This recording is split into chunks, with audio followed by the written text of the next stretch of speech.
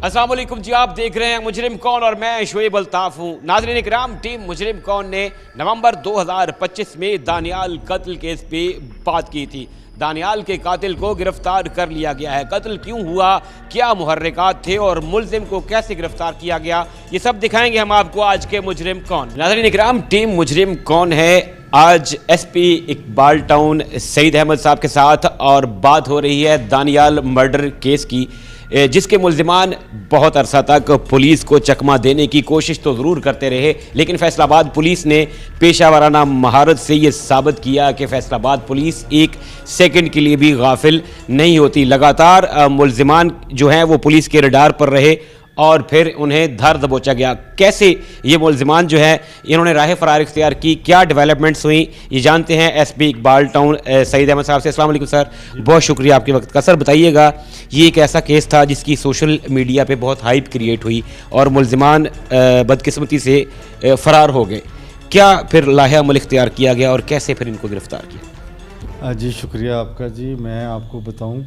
कि ये बड़े ही बेईमाना अंदाज में कत्ल किया गया था। दिन के वक्त सरेआम कत्ल किया गया था और एक मज़लूम बाप जो मुद्दई हैं इस मुकदमा के सफदर भट्टी, उनकी आंखों के सामने, और समझ लें कि सिर्फ़ और सिर्फ बदमाशी करते हुए, इसकी कोई बड़ी वजह नहीं थी, बदमाशी करते हुए सिर्फ इस बिना पे कि जो घर आपने ख़रीदा है वो घर हमने ख़रीदना था, हमारा उसमें हमारी दिलचस्पी थी और इसलिए ना आपने ख़रीदा है, तो इसलिए बदमाशी करते हुए सरेआम बाप के सामने जवान साल बेटे को बड़े ही ज़ालिमाना तरीके से गोली मार दी।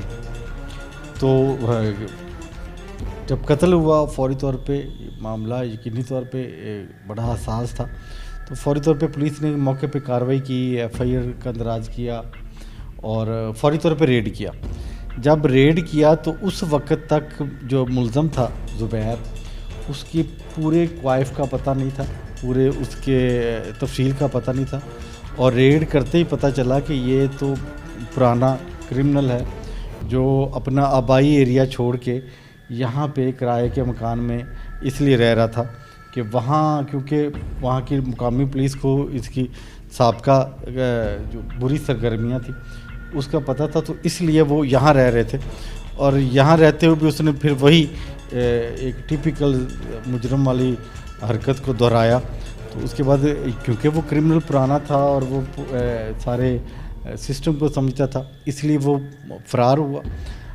पुलिस ने पै दर पै कोशिश की, रेड किए, और फिर अल्हम्दुलिल्लाह ये टास्क जनाब आरपीओ साहब सोहेल अख्तर सकीरा साहब ने ख़ुसूसी तौर पे मुतय्यन किया और उन्होंने कहा कि इस ऐसे ज़ालिमाना फ़ेल का मुआख़ज़ा फ़ौरी होना चाहिए। इस सिलसिले में पुलिस ने टेक्निकल तरीके से भी और रवायती अंदाज में भी, दोनों तरीक़ों से कोशिश की।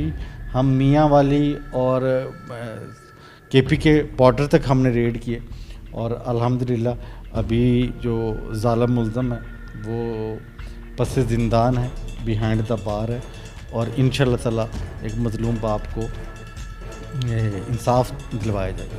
सर, इस तरह के जो केसेस हैं इसमें पुलिस मेहनत करती है और नो डाउट यहाँ पे मेहनत नज़र भी आती है पुलिस की, कि पुलिस को दूसरे सूबों में जाकर रेड करने पड़े, दूसरे अजला में जाकर रेड्स करने पड़े और बिल आखिर ये कानून के शिकंजे में है। क्या वजह होती है कि जब हम किसी